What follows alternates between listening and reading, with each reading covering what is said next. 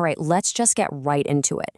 In the next few minutes, we're going to absolutely crack the code on some of the trickiest ecology concepts that you always see on the NEET exam. Seriously, no more confusion. We're talking powerful memory tricks that are actually going to stick. You know that feeling, right? When you see a question about population interactions or growth curves and your brain just freezes? It's a super common problem, because all these terms sound so similar. Well, that whole struggle ends today, right now. We're about to arm you with some simple, unforgettable mnemonics that'll make these concepts totally clear. You ready for this? Okay, first up, species interactions. This is, without a doubt, one of the most common areas for NEET questions. And the secret here isn't to memorize a bunch of boring definitions. Nope.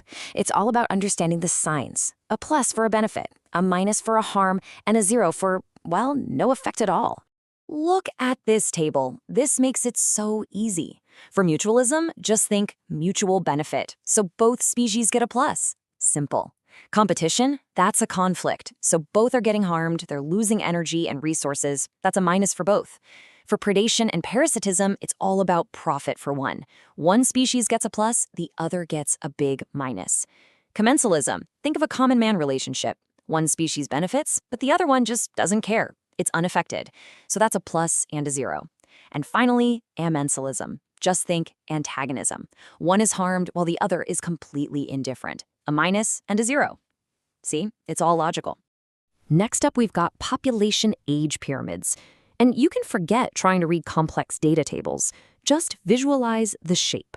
The shape itself literally tells you the entire story of where that population is headed. And here they are, the 3 key shapes you absolutely need to know. You've got the expanding on the left, stable in the middle, and declining on the right. We're going to break down what each one means, and trust me, it's incredibly intuitive. So first, let's look at the expanding population. See how it looks like a classic triangle? The rule here is so simple. A wide base means explosive future growth. All those young individuals at the bottom, well, they're going to grow up and have kids of their own, causing the population to absolutely boom. Now for the stable population, you want to think of a bell shape here. See how the bars for the pre-reproductive and reproductive groups are almost the same width. This just means the number of new babies is just about enough to replace the older generation. The population isn't really growing or shrinking, it's just stable. And finally, the declining population. The shape to remember here is an urn, or, a vase. It's narrow at the bottom, and that narrow base is the key. It tells you there are fewer young people.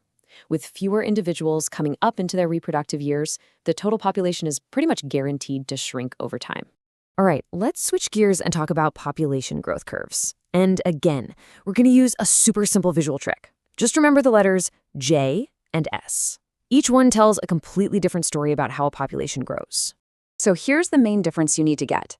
The J-shaped curve is all about exponential, or as I like to call it, joyful growth. This is what happens when resources are unlimited and there's absolutely nothing holding the population back. The S-shaped curve is for logistic, or settled growth.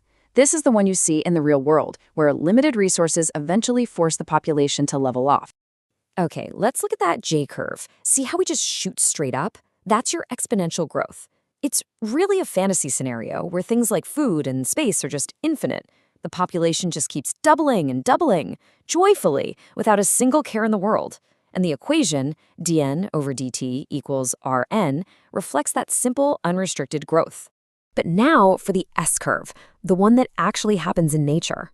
The population starts off growing pretty fast, sure, but as resources start running out, that growth slows down and finally settles at a plateau.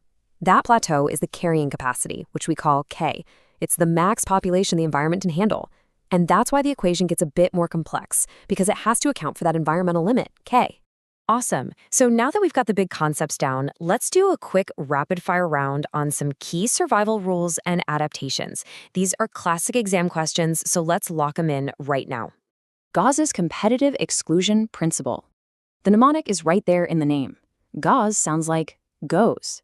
If 2 species are fighting over the exact same limited resource, one is always going to be a little bit better at getting it. So what happens? The weaker competitor goes away. It gets eliminated from that habitat. It's as simple as that. They can't coexist. Next up, Allen's rule. The trick here is the letter A. Just think, Allen, Arctic, and arms, or legs, or ears, any appendage really. Mammals living in cold, Arctic climates have shorter limbs to conserve body heat. It's all about having less surface area to lose that precious warmth. Now here is a seriously cool adaptation, the kangaroo rat.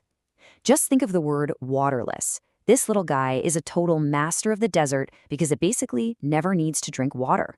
It gets most of the water it needs from a metabolic byproduct of oxidizing the fat in the seeds it eats. It literally manufactures its own water inside its body. How cool is that? And let's talk about the opuntia, the prickly pear cactus.